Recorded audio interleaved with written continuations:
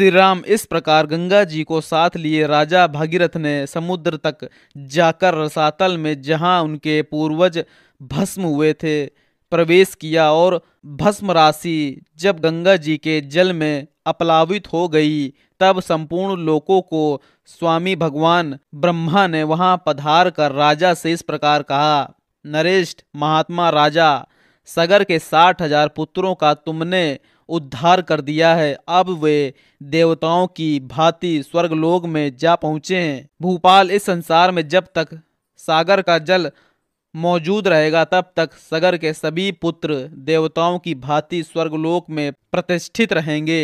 ये गंगा तुम्हारी भी ज्येष्ठ पुत्री होकर रहेगी और तुम्हारे नाम पर रखे हुए भागीरथी नाम से इस जगत में विख्यात होगी।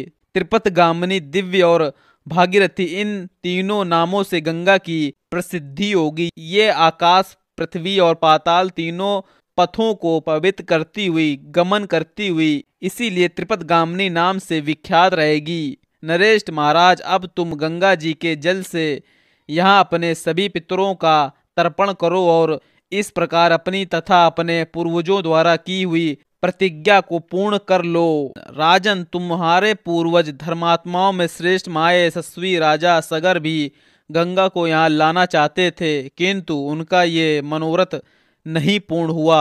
वश इसी प्रकार लोकों में अप्रतिम प्रभावशाली उत्तम गुण विशिष्ट महर्षि तुल्य तेजस्वी मेरे समान तपस्वी तथा क्षत्रिय धर्मपरायण राज ऋषि अंशुमान भी गंगा को यहाँ लाने की इच्छा की, परंतु वे इस पृथ्वी पर उन्हें लाने की प्रतिज्ञा पूरी नहीं कर सके। नृपश्रेष्ठ महाभाग, तुम्हारे अत्यंत तेजस्वी पिता दिलीप भी गंगा को यहाँ लाने की इच्छा करके भी इस कार्य में सफल ना हो सके।